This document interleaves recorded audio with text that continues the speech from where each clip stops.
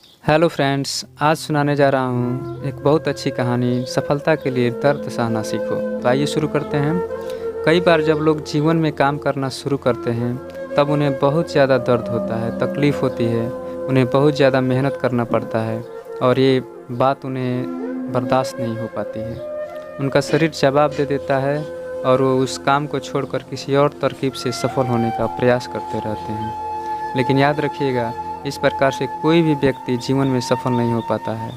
याद रखिएगा कि सफलता का मार्ग मेहनत, दर्द और तकलीफ से होकर गुजरेगा और यह आपको सहना ही पड़ेगा। तो इसके लिए आप हमेशा तैयार रहिए। तो चलिए इस बात को एक कहानी के माध्यम से समझते हैं। एक बार एक मूर्तिकार अपनी छीनी और हथौड़ी से एक पत्थर को भगवान की मूर्ति का आकार देने का प्रयास कर रहा था। जैसे ही वह छीनी पर अपना हथौड़ा चलाता, वह पत्थर चिल्लाने लगता और कहने लगता कि ये क्या कर रहे हो, मुझे इतना मार क्यों रहे हो, मुझे बहुत दुख हो रहा है, तकलीफ़ हो रही है, पीड़ा हो रही है, मुझे अपने हाल पर छोड़ दो और यहाँ से चले जाओ। मूर्तिकार ने उस पत्थर से कहा, मुझे बहुत अच्छे से पता है कि तुम्हें बहुत दर्द हो रहा है, तकलीफ़ हो रही है और तुम बहुत ही ज़्यादा पीड़ा में हो, लेकिन यदि आज तुमने इस दर्द को नहीं सहा, इस तकलीफ़ को नहीं सहा, तो जीवन भर तुम यहीं इसी प्रकार से पड़े रहोगे। मुझे पता है कि तुम में आगे बढ़ने की अपार संभावना है।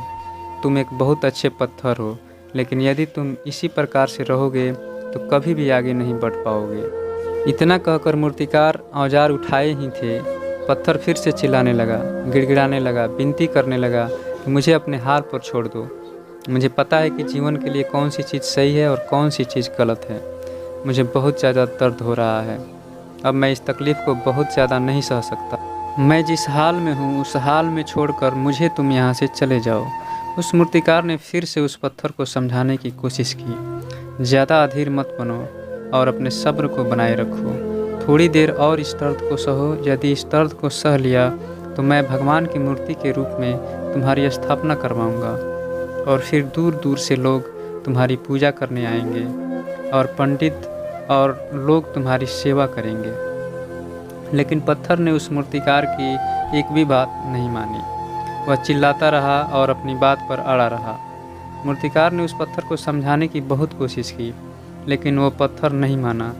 अब मूर्तिकार भी थक चुका था और वह उस पत्थर को छोड़कर आगे बढ़ गया और थोड़ी ही दूर जाकर देखा कि एक और पत्थर, बहुत ही अच्छा पत्थर वहाँ पड़ा हुआ था। उसने छीनी और हथौड़ी उठाई और उस पत्थर को मूर्ति बनाने के लिए वो तैयार हो गया।